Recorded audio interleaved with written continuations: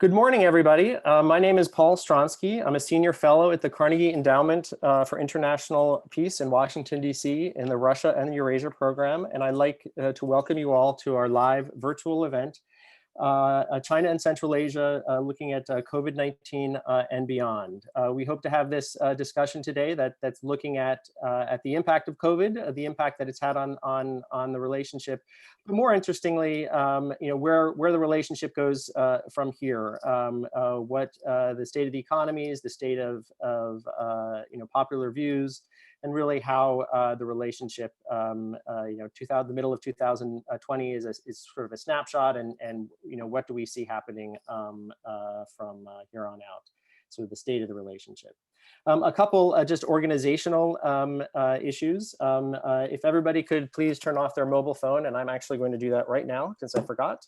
And keep your microphones, and for those of you who are in the call, if you could keep your mics and cameras off until a little bit later when we have a Q&A. During the Q&A session, if you have a question, you can raise your hand under the Manage Participants. You can also send me a chat. And for those of you who are watching on the YouTube link, you can send your questions in via the YouTube chat as well. And then if you do have a question and you're using the raise your hand, you'll just need to turn your microphone on for that. But if people could have their mics off during the rest of the presentation, it will limit background noise. We're delighted to have a great series of guests today. First, we have Dr. Gül Berna Özcan, who is a reader in international business and entrepreneurship at Royal Holloway, University of London. Her research deals in internationalization of firms, business, politics, relations, and entrepreneur moral standings. And she's given some great talks that I've been privileged to listen to over the past few years. We have Reid Standish, who's a contributor to the Radio Free Europe, Radio Liberty, and a former special correspondent in Moscow for Foreign Policy magazine, which is focusing in on Central Asia and Eurasia as a whole. He's been doing a lot of reporting on Central Asia and China. He's reported from across the region for The Atlantic, Politico, Washington Post, and others. We then have my colleague from Carnegie, Timur Umarov, who is from Uzbekistan. He has degrees in China Studies and International Relations from the Russian Presidential Academy of National Economy and MGIMO. And I think more importantly, he's an alumnus of two of our Carnegie Endowment Young Scholar programs. He was a Central Asian Futures Network participant in 2019. And he also was participated in the Carnegie Tsinghua Young Ambassadors Program in Beijing at our Carnegie Tsinghua Beijing Center a few years before that. And then we have we're pleased to also have an additional speaker, Dr. Cheng Yang, who's a professor at the School of International Relations and Public Affairs at Shanghai International Studies University. And we're very pleased that he was willing to join us for this conversation as well. So what I think I would do, I also would like to acknowledge Mohammed Tahrir from Radio Free Europe, Radio Liberty. He's been instrumental in helping organize this session, and we are co-hosting this session with RFERL as well. So welcome, Mohammed, as well. And with that, maybe I can turn it off to Dr. Özcan for 5-7 minutes of sort of some introductory remarks. We'll go through the panel, and then anybody who has questions, you can start sending them in at your convenience, or we'll open it up after after all of our panelists have their comments. So Dr. Özcan, please. Thank you, Paul, for the introduction. I will start with the effects of the COVID-19 on Central Asian economies and their relations with China. First, in the economic sphere. As you have briefly mentioned, the effects have been negative in terms of the rates of economic growth, but specifically in few areas. The number one is growing trade deficit in all countries, especially at severe levels for small aid-dependent economies of Kyrgyzstan and Tajikistan. And that affects all countries, including Kazakhstan, partly because of the structural issues of these economies, that they are commodity-driven nations. So they have to export raw materials, oil, gas, minerals, and other mining in order to supply goods and services. So that leaves millions of people actually at the very narrow spectrum of survival, basically small trade and services. The second area is the decline in remittances. And that's again is a serious issue because for years, labor migration, often seasonal to Kazakhstan, Russia, and other Eurasian countries, but driven by Russia and Kazakhstan, have provided livelihood to, again, a large number of people, especially in small rural backward regions, as well as urban peripheral residents. So that's also a major shock for the region's economy, also in terms of course, hard currency, but the livelihoods of people. The third area is, in general, public services and ongoing corruption. So we know that the region did not have good public health provision, and that is exacerbated even further with the COVID pandemic. Although some countries like Turkmenistan are denying, even ignoring the fact that there is this pandemic. They pretend as if there is none, but we know from internal sources and other expert views that COVID-19 is by and large everywhere. And in order to perhaps reduce the severity of the pandemic, some countries have changed their statistical recording of death causes, such as in Kyrgyzstan, the Kyrgyz Republic. They changed these records so that they could show fewer number of casualties. So these three areas, the growing, severely growing budget deficit, debilitating economies and the national governments, the issue of remittances and other alternative incomes not coming because of the shrinkage also in Russian economy and other nearby economies. Kazakhstan is longer driving this process, and the corruption and poor public health services. So in this picture, obviously China looks like a big and able neighbor for the region's economies and people. But we know that China's interest in the region is at the moment purely economic, driven by, again, commodity imports from the region, and that has been declining. So China's influence in terms of the trade deficit is also not positive. In the area of the remittances, China's influence in the region, I have articulated this in the Woodrow Wilson talk, that the effect of Chinese investment in the livelihoods of individuals is very small in positive sense, but often negative because Chinese companies bring their own workforce. So their effect is really not improving the livelihoods and the living quality of individuals. So the ongoing reaction against Chinese investments and the corrupt deals between the states, in particular the leadership of these countries, increase growing anti-Chinese sentiment, despite the fact that China has actually tried to provide ventilators, other protection, PPE protective equipment to health workers, and specifically also address its own population living in Central Asia in terms of its provision. So that's one major area. The COVID-19 did not improve China's standing in the region, but nevertheless, China's interest in Central Asia is long-term, it's there.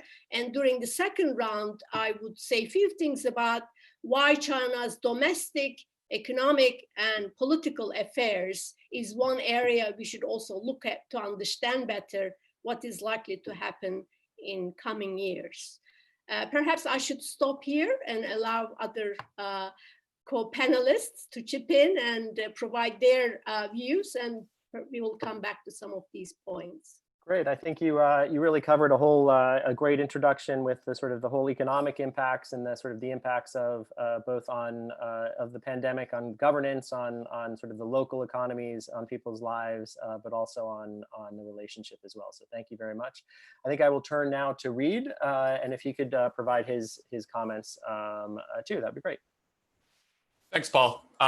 Yeah, so I mean, obviously the story of China and Central Asia, this isn't new. This is a long-going thing. China's been one of the dominant players in Central Asia for decades and has been deepening its ties for quite some time. But what we're seeing is the pandemic is sort of accelerating this trend that's already been in place.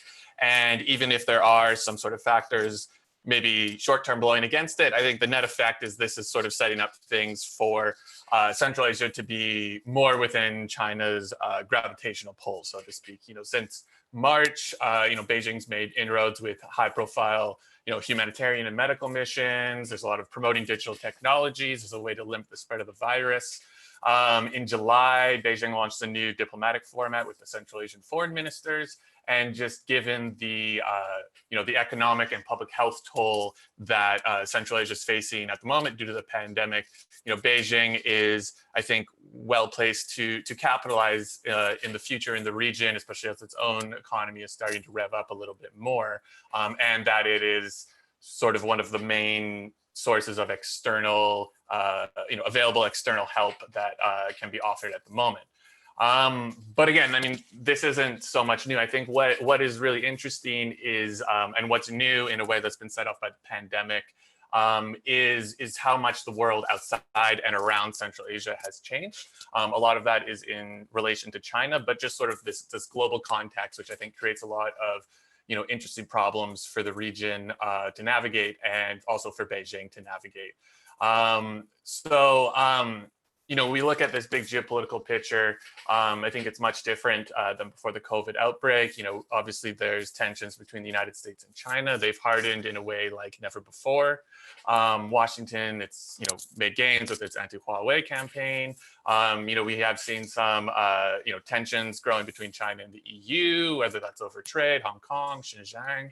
And then more in the immediate neighborhood, over the time of the pandemic, we've seen things like a long discussed 25-year trade deal between Iran and China move forward. In Pakistan, Beijing is deepening its relationship there. There's this 11 billion infrastructure deal that was inked a few months ago with Islamabad. And in Afghanistan, China's also playing a diplomatic game there as well, especially as peace talks are going on with the Taliban. When we look at Russia, which is obviously the kind of traditional external player when we talk about Central Asia, it's facing its own economic difficulties, its own fallout from the pandemic. There's also been protests in the Far East, and then also ongoing crisis in Belarus, which is not going to have shockwaves not just for Moscow and Minsk, but for the kind of entire former Soviet world, Central Asia very much included. How that shakes up, I think, will have, as we saw in places like in Armenia and Ukraine, there are, the ripple effects that spread out across the region of how things get dealt with. And it was also, the pandemic's also cut off important economic line in terms of Central Asia's and remittances, or in terms of Central Asian laborers and remittances being able to send back from Russia, which I think is also quite a big important thing to navigate in the future. And so I think this creates some interesting problems both for Russia and Central Asia in terms of foreign policy. I mean, I think the idea of balancing between external players and kind of hedging your bets, that is obviously not new. That's something that's been characteristic of this part of the world for quite some time. But I think the reality of this is, as we look around, United States that has obviously a host of its own issues that it's dealing with, and Central Asia is not going to be a priority for there. And sort of this net trend that we're seeing is one of, China actually solidifying its ties all around the region in a lot of ways. And that's going to mean one that is, a future that's much more lopsided in Beijing's favor when we talk in terms of the foreign policy scales in that part of the world. So I think for China, that's both a pretty important opportunity and also a pretty serious test for its capabilities as a top power and in the region and in the world.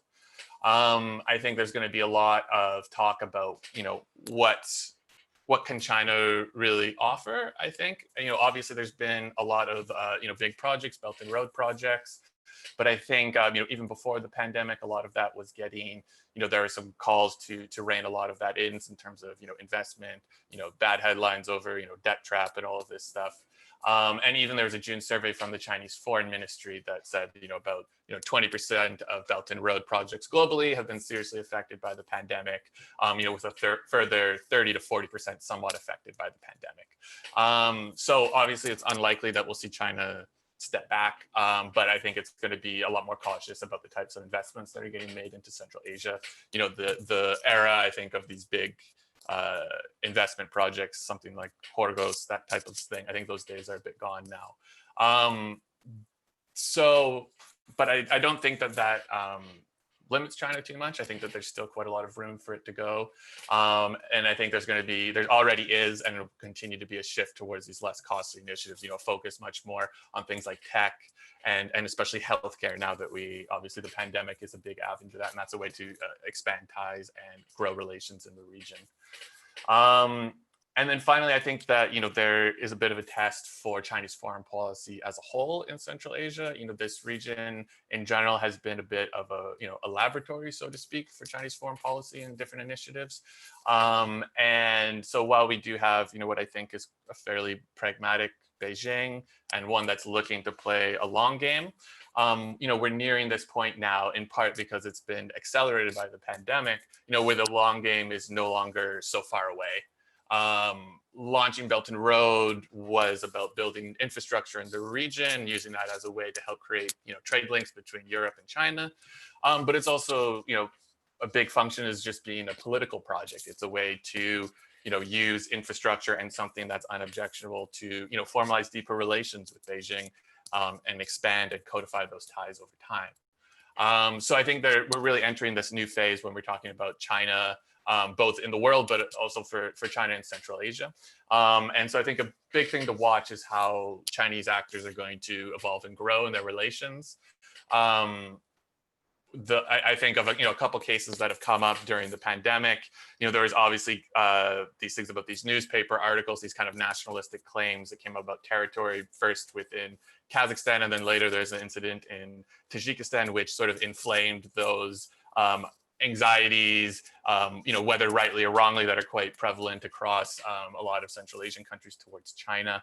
And then we also had a kind of an interesting spat that happened over this thing in Kazakhstan about, the Chinese embassy there tweeting out about, potential, new flu outbreak, which I'm not exactly sure how to interpret that incident, but, it also led to, Kazakhstan saying that what China said was fake news. And so I think that these, whether you view them as diplomatic blunders or perhaps something else, I think that they sort of offer an interesting window into where we're going. So maybe I'm going to leave things there, and I can turn it back to you, Paul, and the others.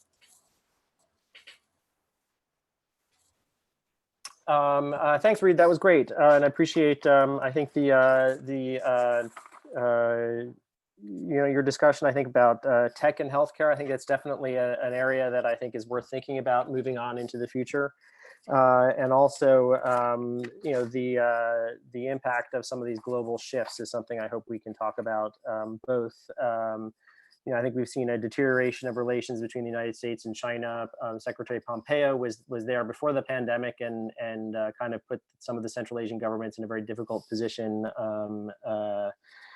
with some of his public urgings. And I think it's something that's definitely eager to watch, something that we should be continuing to watch in the coming months, no matter whether we have a new administration here or not in the United States.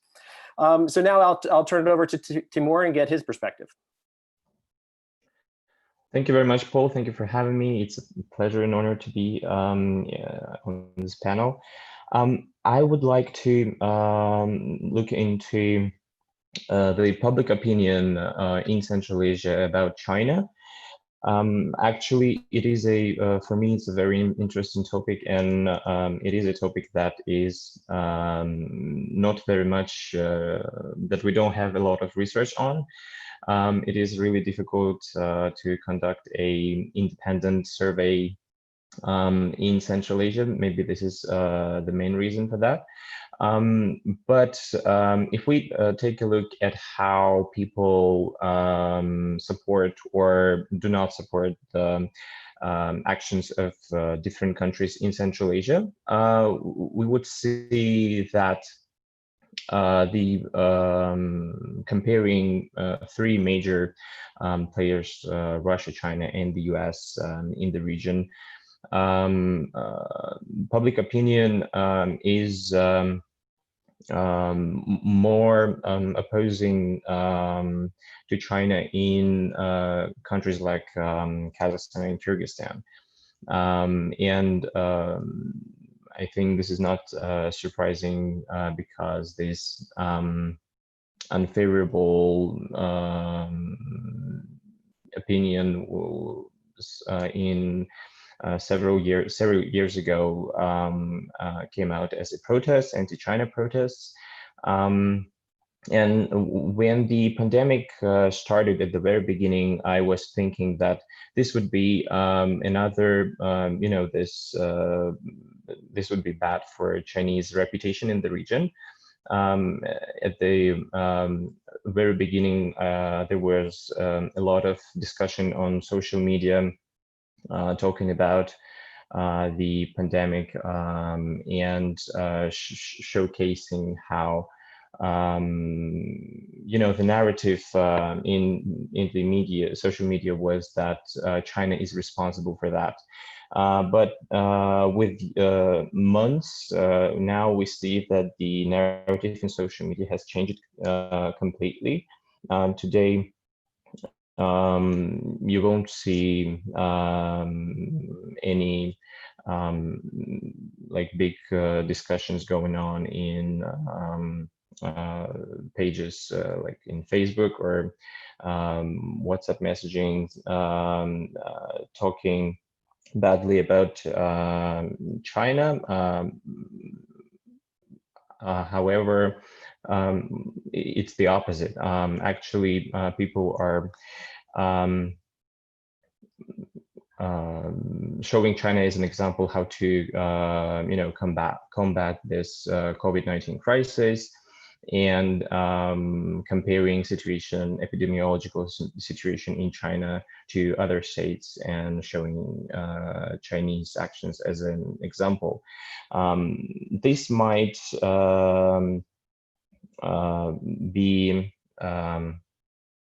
because of Chinese diplomatic actions toward helping Central Asian states to fight COVID-19. If we compare, for example, humanitarian aid that different countries provided to Central Asian states during the pandemic, China would be number one in all for Central Asian states that admitted that they have COVID-19. For example, in Uzbekistan, we have US aid spending almost $4 million, and China sending almost $300 million to Uzbek army, helping to combat the virus, and it doesn't include other shipments of aid from central government. China also, in this so-called mask diplomacy, had a very interesting approach. We saw that the aid was not centralized, but it was from different actors. Jack Ma had his own foundation aid to all Central Asian countries. China would send several delegations to Central Asian states. And at the same time, if we compare those actions with what Russia did, it seems that China was a bigger player in helping Central Asian states to fight this COVID-19. And now it seems that Beijing is turning from this mask diplomacy to vaccine diplomacy. Recently, Uzbekistan and Kazakhstan were negotiating to conduct testings of Chinese vaccines on their territory. And it is interesting because I think after COVID-19, healthcare would be one of the major spheres where China can cooperate with Central Asian states. We already seen several steps towards this. 2 weeks ago, Uzbekistan negotiating opening a new branch of Chinese university of traditional medicine in Tashkent. And if it happens, this would be the first Chinese branch, the first branch of Chinese university in Central Asia, which will be a huge step for Chinese soft power in the region. I guess that's it. China, like COVID-19 will not change completely Chinese policy in Central Asia, but will first of all open new directions of cooperation.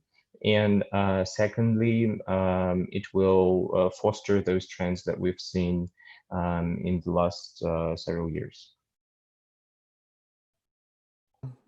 Thank you, Timur. That was really interesting, and I think your comments on sort of some of the shifts that you're seeing in social media vis-a-vis China, particularly with its healthcare diplomacy. I think that ties up with some of the stuff that Reid mentioned about sort of healthcare as an area to watch in the future, but also the public opinion and the particular problems that China has had, particularly with Kazakhstan and Kyrgyzstan. You brought that up.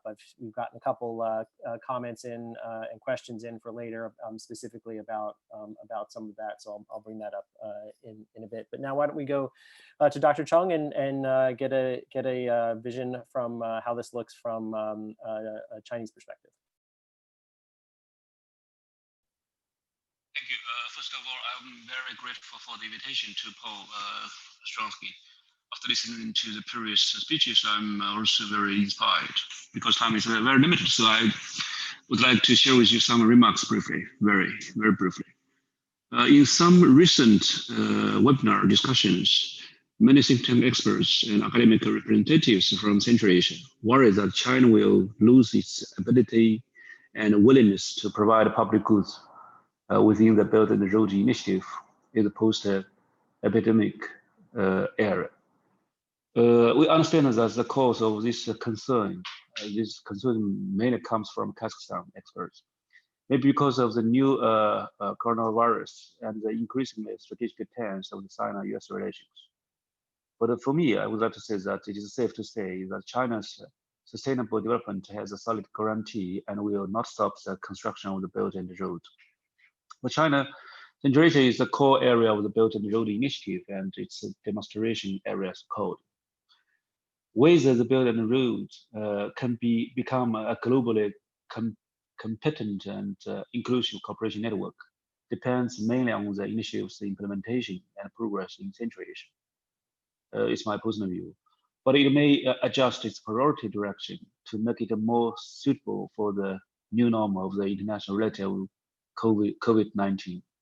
China will not ask the countries along the Belt and Road in Eurasia, especially in Central Asia, to choose a side station. So this is why we will come. Paul, maybe you may remember that during the several meetings of the annual meetings of Asana Club, we always emphasize that China is open for the inclusive cooperation with any countries in the region and beyond the region, including the United States. And also, we are glad to see a more integrated Central Asia rather than a fragmented Central Asia. So we are open for any cooperation. And in this context, I would like to stress that China will not ask the countries along the Belt and Road in Eurasia to choose a side station. So we advocate healthy competition and welcome other countries, including the United States, to contribute to the Central Asia's stability, development, and prosperity. The countries in the Central Asia have been strongly impacted by the COVID-19, as many speakers in the previous have stressed. My team has published a daily monitor since the early February and conduct a weekly and bi-weekly analysis in recent 2 months. Our conclusion is quite clear. It is challenging to cope with this crisis by the Central Asian countries' national strengths and national capabilities. And promote a broad range of international cooperation is already a necessary choice. So the importance of building a health Silk Road based on the principles of extensive consultation, joint contribution, and shared benefits has become increasingly urgent. As Timur has just mentioned, that China has contributed a lot and provided a lot of assistance to Central Asia, because we think that in the crisis against COVID-19, we should assist within our capability to the countries in Central Asia, since they are our very reliable and important strategic partners in Eurasian region. So since the epidemic outbreak, cooperation between China and Central Asian countries has not completely stalled, and I would like to say, even to add one point, is that it's not only about the bilateral relation, bilateral cooperation between China and Central Asian countries, but Central Asia also played a very key role in the connection between China and the European continent. So that it formed a health route and a life channel for the international community to collectively fight against the epidemic, which has stabilized the international industrial chain and production chain, thus inject a firm shot into the globalization that has fallen into a low tide due to the COVID-19. So maybe this is why the perception about China in Central Asia changed to a more positive direction in recent time, which was mentioned by Timur Umarov just. Finally, I would like to share with you a recent thought by Professor Guan Kai, my good friend from Yunnan University in China. He believes that the COVID-19 makes us discover that various systems and their narratives and actions in the world are very incapable. However, he stressed that the contribution of the COVID-19 is precise to open up a path of social innovation. It sweeps away our existing authority and the past dependence of our thoughts, thus open up a possibility for us to face the future directly. Professor Guan asked what kind of knowledge tools and thought tools we need to face the new normal with COVID-19. His answer is social innovation. I agree with Professor Guan Kai's point of view. On the new situation, I think the construction of the Belt Road must ensure its vitality through innovations, which actually require everyone's collective action. So I hope that we can cooperate more with not only Central Asian countries, but with all countries which have the interests in Central Asia to stabilize the situation in Central Asia and to help them to fight against the COVID-19 and also to help them to develop the economy and to have a more bright future. I will stop here. Thank you. I have to turn mute off. Thank you very much. That was all very very useful, and I think one of the things that I definitely hear coming out of all of this is the economy, the region is hurting. We have a public health crisis, we have an economic crisis going on, and that economic crisis is certainly looked at in trade figures and investment figures, but I also think, as Dr. Özcan put out, it's also being felt by everyday citizens. And I think the sort of the worries and the healthcare crisis on top of that is really endangering human security, not just economic security. So I think that's one area. Another thing that I heard from our conversation was the possibility of really promoting healthcare collaboration, whether that's a healthcare Silk Road or whether that's working beyond. I mean, I think assistance is always very good, but actually working to sort of help build capacity. One of the things that when I look at Central Asia, I see both a not clear about whether the numbers of COVID are accurate or not, and whether they're not accurate because they don't have accurate counts and they don't have the accurate capacity to count, or whether they're just not giving it out. So I definitely see a place for international cooperation on the healthcare sphere as well. We're starting to get a bunch of questions coming in through YouTube, and anybody else who has questions come in. I'm just going to start going through some of those questions because the questions are actually getting quite long. I'm just going to go, I was going to start with one from my colleague, Michael Swain, which is what, if any types or threats or serious concerns to Chinese activities in Central Asia pose for the region and outside powers in both security and economic terms. What do you see for that? And I think since we're don't have all that much time, I'm then going to tie it to another question that Ambassador Richard Hoagland, a former U.S. ambassador, multi-time ambassador to the region, asked that the Department of Defense in a September 1st report predicted that China will establish a military base in Central Asia, possibly in Tajikistan. So what are the panelists' thought on that? And what are the panelists' thought on any types of concerns that Central Asian activities pose for the region or outside powers in both economic and security terms? So I'm kind of combining some questions into two to sort of facilitate this. And anybody who wants to so Professor Özcan, do you have any views on that? Or sure, why don't we start that way?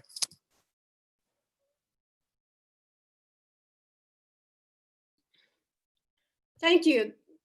Thank you. That's the area I wanted to continue with my remarks. I think the COVID's effects are severe everywhere. So there's no doubt that the world economy will shrink and different regions will have varied consequences, both in advanced industrial economies, democracies, as well as others.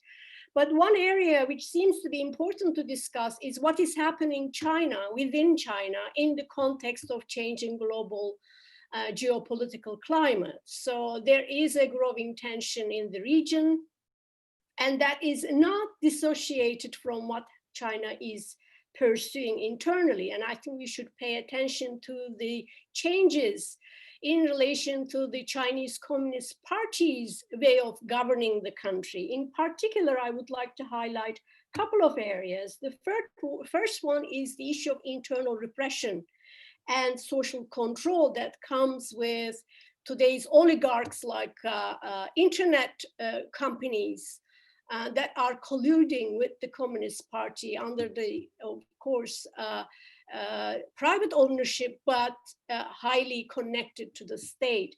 So this internal suppression, what we see that happened earlier in Tibet, now going on in Xinjiang with internment camps and genocidal attempts towards Uyghurs, but is likely to continue elsewhere in Hong Kong and possibly elsewhere. So what we see is the Communist Party's treatment of interior frontier regions. And recently there was also an escalation in Inner Mongolia against the use of Mongolian language. In that context, hardening nationalism, the second area that the Chinese Communist Party, although using communism in its discourses, is increasingly promoting Han nationalist discourse, claiming that a great majority of Chinese people are of Han ethnic nationality, although we know that there are diverse people living in China today. So nationalism is another phenomenon that is likely to affect China's behavior, not domestically within its interior frontiers, but also its exterior frontiers. And one of the first places that's going to place out is Taiwan, Hong Kong, and of course, Central Asia. And discourse is about the land claims in Kazakhstan, or claiming that Kazakhs used to be part of China, which is circulating in Chinese social media, are the signs of that rising nationalism. In fact, in a recent reaction to one of the Arsenal players' comment on Xinjiang camps, thousands of his fans in China tore his shirts and put nasty messages up in great numbers. The third area that we should pay attention, because that's going to affect the direction China is going to take, is the cult personality built around Xi Jinping. And that is a very interesting development, almost a par with Mao's personality as the chairman of the nation. And those developments are going to be interesting to see also in relation to what China does in Central Asia. So my humble view is that Belt and Road Initiative is unlikely to be a grand project because of the shrinkage in the world economy, but also growing geopolitical tensions. It is likely to remain as a regional project, and that will support, of course, economies like Iran that are growing more and more distant from the West, Pakistan, Afghanistan, and will link China's interests in Central Asia. Nevertheless, it is likely to be a globally shiny project. And linked to that, we have to see how much China can pursue its domestic growth given the global economic situation, shrinking FDI, whether it's going to continue 10% growth that it managed to sustain over the years. Why it is important? It's important because unless the Chinese Communist Party continues to improve the livelihoods of Chinese people, it cannot support its prime position and its message of unification and glory. So these are the areas that are perhaps very important to look at in terms of what happens regionally and how China reacts regionally to these growing tensions. Of course, US's isolationism and the America First policies are not helping, because in many fronts, despite my comments on the Communist Party's direction, which seems to be nationalist, hardline, personality cult oriented, there are areas that the world needs China's cooperation. And like climate change is one major issue, regional issues, tackling with COVID, which is a global phenomenon. By the way, we haven't yet talked why China actually did not inform the World Health Organization for over a month when the first observed the illness. So that's also an issue. China has been very successful in curtailing, especially in Central Asia with its help, but not explaining why and what happened throughout that period during which they actually did not disclose in entirety of this problem to the World Health Organization and other countries. So I'll stop here. Okay. Thank you. Great. Timur. Yeah, thank you. I want to also add to some security and economic problems that still remain in Central Asia and are getting worse because of the pandemic. First of all, it's important to understand that Xinjiang problem becoming not only like domestic Chinese problem, but also it is a problem for domestic security, domestic stability in Central Asia for the governments. We've already seen how anti-China protests are becoming politicized. And the leaders of, for example, Kazakhstan and Kyrgyzstan don't know how to react to those anti-China sentiments because they feel that they're between two fires. On the one hand, it's China, and they cannot criticize what China is doing because they're heavily dependent on economic relations with Beijing, and on the other hand, it is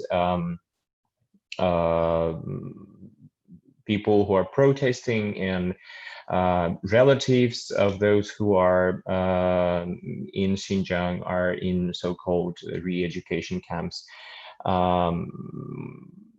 So for them, it is becoming more and more important question that they should be clear on. Another important threat to stability of the economies is debt.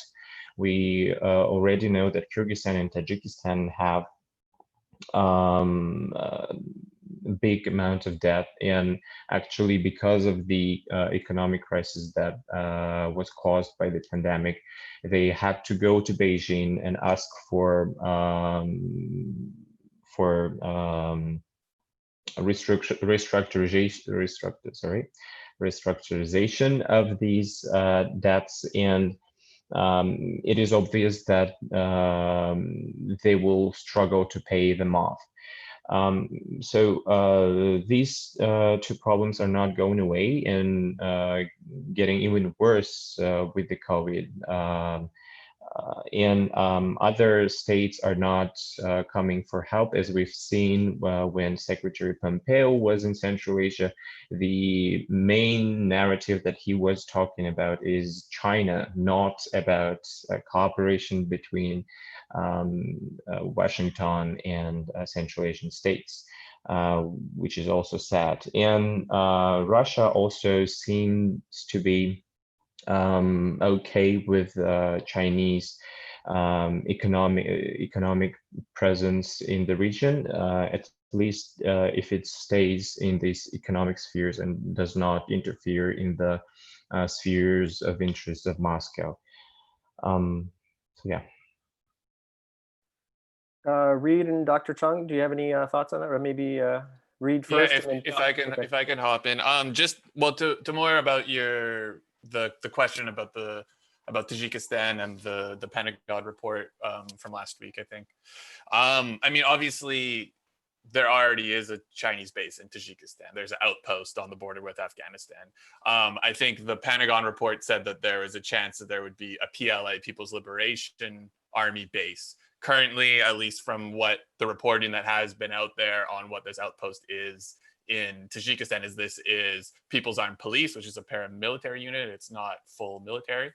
So I guess this is whether this gets built up and upgraded is sort of the tension. But I mean, I think that base is sort of this interesting thing. Obviously, this has been a big talk in the sort of Central Asia watching community for a long time of, security concerns to the point of China actually wanting to have a more solidified presence on the ground in the region, which has generally been something when it's come to that level, that's Russia's sphere. But I think that shows an interesting way, both of perhaps of Beijing and Moscow actually, being okay. That's actually an interesting reflection of the Beijing-Moscow relationship, that Beijing is fine with China having a base in Tajikistan, because their goals tend to overlap in that case. Now, granted, in another country, that could be something completely different. But I think I think maybe sometimes as Western analysts, we have our own blinders on. And so I think that's maybe an interesting example that kind of shows we need to maybe reconceive a bit how we think of security in the region, and especially when it comes to how China and Russia are going to cooperate on some bigger shared goals. And then maybe just to reiterate a little bit off what Timur said just there. Yeah, I mean, in terms of future instability or threats to the region, obviously the pandemic, COVID, this has all exposed long existing weaknesses that have existed in everyone's society and government for a long time, but obviously I think some of those are a lot more acute when we look at the Central Asian countries, especially when we talk about corruption, accountability, repression. These types of things I think are going to be bubbling up. Not to bring up Belarus again, but I think that's an interesting example of something that was been essentially a long simmering issue set off by the pandemic.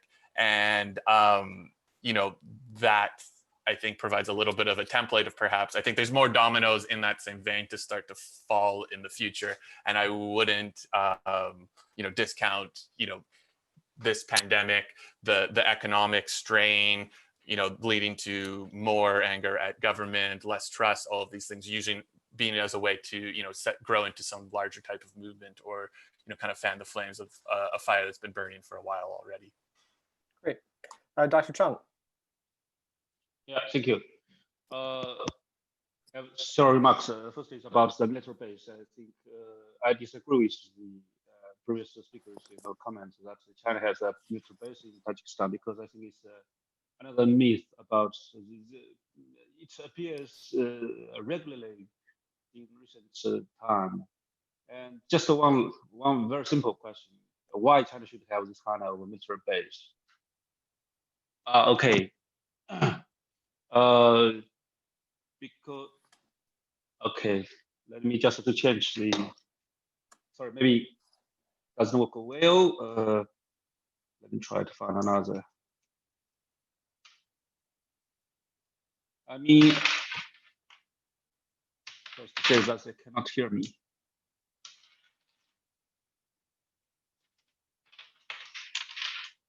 Let me.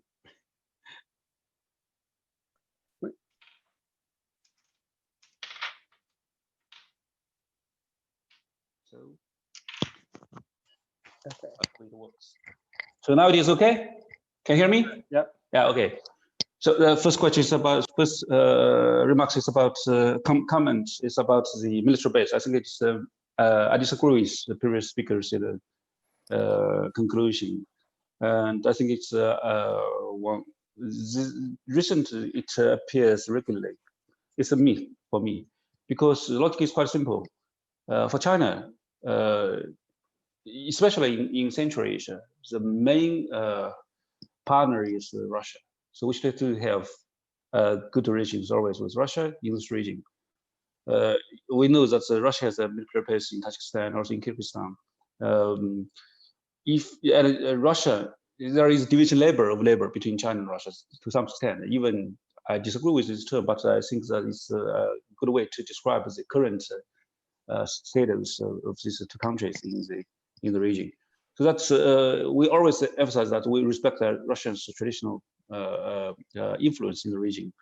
So obviously, if China has a military base in Tajikistan or even in any country of the Central Asia, then it will create a lot of trouble with Russia. But in the context of this current strategic tension between China and the United States currently, I don't think that it's a rational choice for Beijing. So in this, so I think that it's impossible.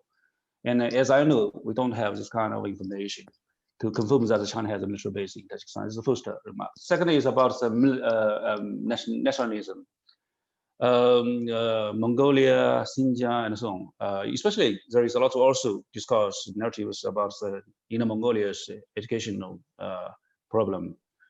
And my colleagues from Cambridge University are worrying about this. And I just several days ago sent a message to them just to confirm that, for example, on September 4th, the Deputy Director of the Educational Department of Inner Mongolia, they have made clear statements that except the three subjects of Chinese language, politics, and history, or other, the existing bilingual education system will remain unchanged. The textbooks used, other textbooks used will remain unchanged. The teaching language will remain unchanged. The Mongolian and Korean language class hours will remain unchanged. And also the other subjects of the ethnic language taught primary and secondary schools in the region will remain unchanged.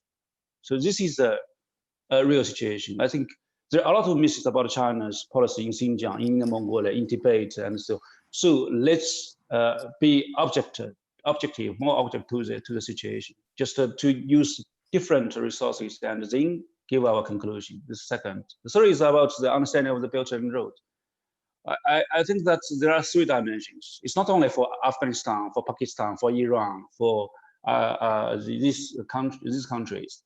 But the first object of China's Belt and Road is aimed at the cooperation between China and European Union with more developed countries, and to encourage the deeper cooperation between the two cores of the globalization.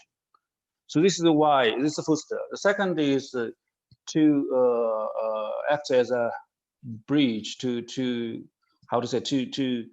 encourage the Eurasian continent countries like Kazakhstan and other Central Asian countries to use the geographical advantage, which is located between China and the European Union, I have mentioned.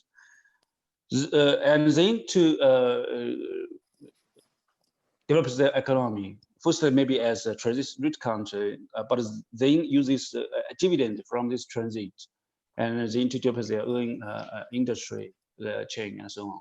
The third, this dimension is a domestic dimension. Actually, China has a big problem with the domestic integration. So this is also one of the way to encourage China's different governments from the east to the coast region to the west to more integrated.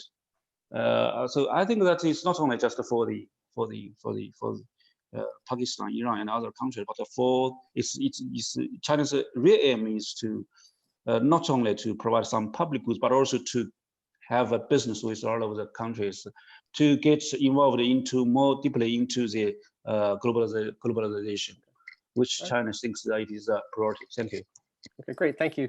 We only have a few minutes left. If it's okay with our speakers, maybe we'll go just a few minutes over simply because we have a whole bunch of questions. I'm going to try to merge all the questions and maybe just do one final round. One of the questions I think I will ask, and if somebody, I'll answer if somebody disagrees. We have a question about whether sort of growing China's presence, will that change Kazakhstan's, Uzbekistan's, and other countries' desire for multi-vectorism? You know, my answer to that would be no. I think they still want to be able to sort of balance as many partners as they can. The problem is the United States is far less present in the region than it used to be, so that poses one problem. And Europe, I think, is there is a similar issue. But another question that we had is what about all the other rising powers, India, Turkey, I would add South Korea, Japan, that have all been sort of increasing their engagement, both economic and diplomatic, with Central Asia. What role do you sort of see those countries playing, particularly in sort of the regional political politics going around here? Another question we have is about the departure of the US and NATO from Afghanistan. Sort of what level of concern in the region is that posing? And then also probably with China as well. We've touched on the Uyghur issue in Xinjiang a bit, but we've got several questions just on sort of the impact that has on both Beijing's image as well as the country's ability to manage that. I think Timur touched on that quite a bit. And then, what is Russia's reaction to all of this? What is Russia thinking as Russia is suffering and struggling with the pandemic itself? And then Russia is, traditionally the big power. How is Russia seeing this? And so those are all the questions. Maybe if we just take a round and do it all in about 5 minutes, if we could, and answer any one of those that people feel comfortable answering. And maybe we could start with Dr. Özcan.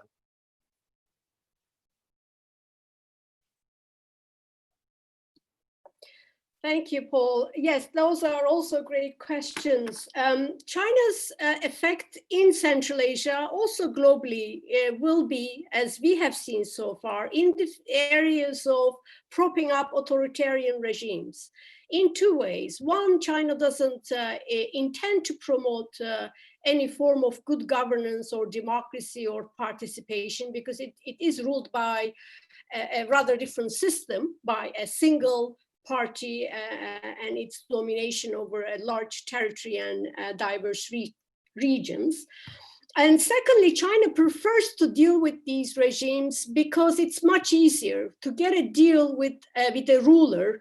It is far easier than going through parliaments and different lobbying groups and etc. So in my view, China did a very good job in Central Asia in a relatively short period of time, having ownership diffusion in oil, in gas, in mining regions, even in the closed economies like Turkmenistan. And Belarus, Reid, as you highlighted, is a great example to show how far that can go. And the recent pictures show the former Kyrgyz prime minister with Lukashenko. And one of the firms that he is director is owned partially by Chinese, Russian, Kyrgyz, and Belarusian money. This is the new form of authoritarianism we have.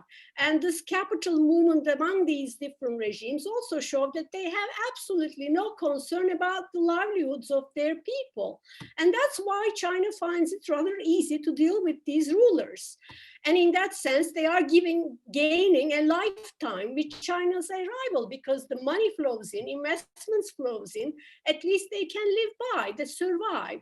And China does more than that. Through its involvement in the printed media and online activities in these countries, China is also promoting a very different form of reporting and journalism, which is promoting its own model. So in my view, the big effect is going to be increased survival of these regimes, which are otherwise are unlikely to survive given the conditions of COVID and worsening global climate. And same goes for Central Asia, despite the debt trap and other concerns, because I think they will negotiate. Other parts, well, as we all know, India is crippled by the COVID-19, and I don't think it will take a short time for them to come back to their original priorities. And obviously they don't have the similar financial and economic muscle to offer. But in medium to long term, especially with growing nationalism also there under Hindu nationalism, India is going to be a player. And certainly recent escalation of tension between China and India is giving us some early signals of what is likely to happen in the region in coming years. South Korea is a very good role model because it has democracy, it has a successful economy, it's an Asian culture. Unfortunately, its size is the biggest handicap. Its pop culture, its music, the academic influence in the region are likely to increase, but I don't see South Korea yet as a major influence over the developments. Same as Japan, despite the size and the economic might, Japan is already in stagnation. I don't think after COVID-19 it's going to be in a better position. US departure from Afghanistan is certainly creating a vacuum. I do not agree with Professor Yang. China does have military activities in the region. At least it does actually carry out joint military activities with Russia. Reporting on Tajikistan is confirmed. It's not a lie. So there is an unofficial Chinese presence. China also has private security forces across Central Asia, which we didn't talk about. This is another form of militarization, which is likely to perhaps transform into some kind of policing, along with the regimes, if there is a need to suppress population upheavals and things that we have seen in Belarus. Finally, my point about Russia, I see an inevitable conflict, open conflict between Russia and China. It's not yet there because they are cooperating against the so-called common enemy, and Russia certainly is using China to boost its ongoing presence in Central Asia. But I don't think they are equal partners, and they will certainly come to a point of a divorce. So, okay.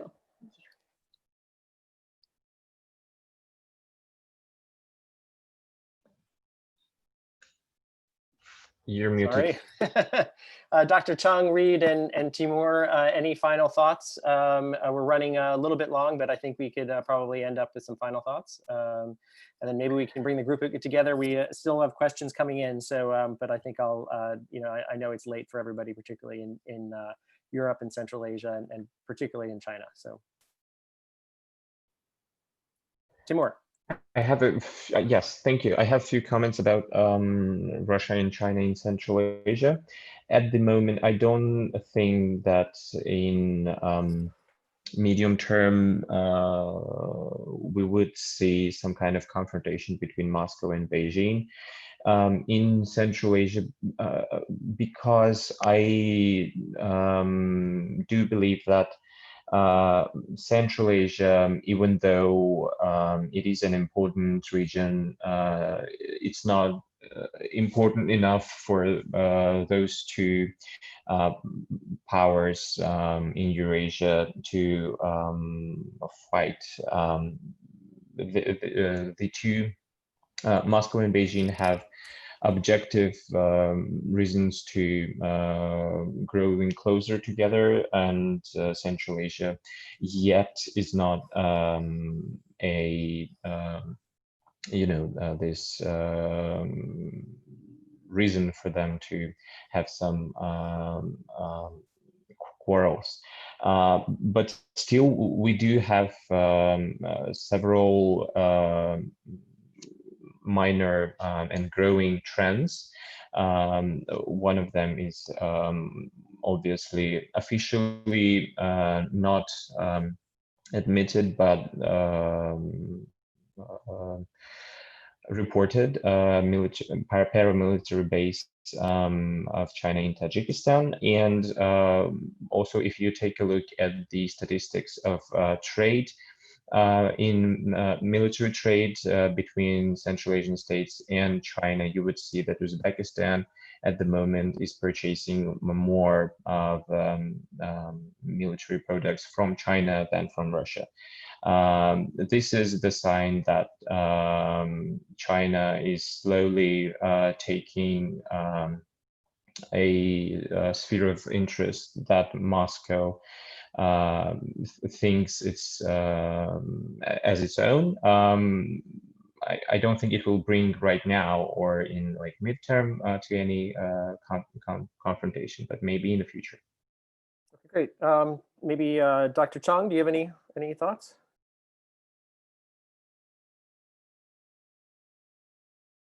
No, nothing. You're muted.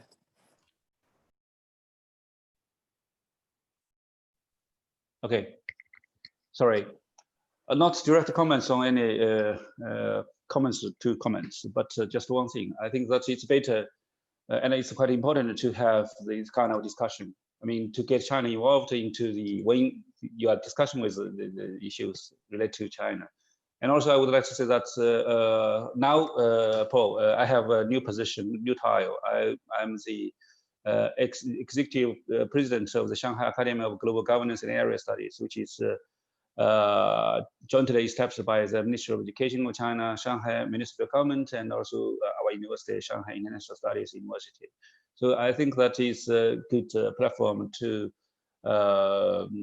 cooperate with the foreign scholars, including all of the participants today. And I hope that we can organize this kind of discussion regularly, and then to deepen our knowledge about each other. Thank you. Great. Great, thank you. Reid, any final thoughts? Sure, just for brevity's sake, maybe I'll touch on the Afghanistan thing because no one else kind of ventured into there. But just to say kind of quickly, I mean, obviously this, a NATO withdrawal has been something that's been talked about and in the cards for a long time. I mean, I would just say with China, obviously it has such a deep relationship with Pakistan. Pakistan is obviously heavily involved in Afghanistan.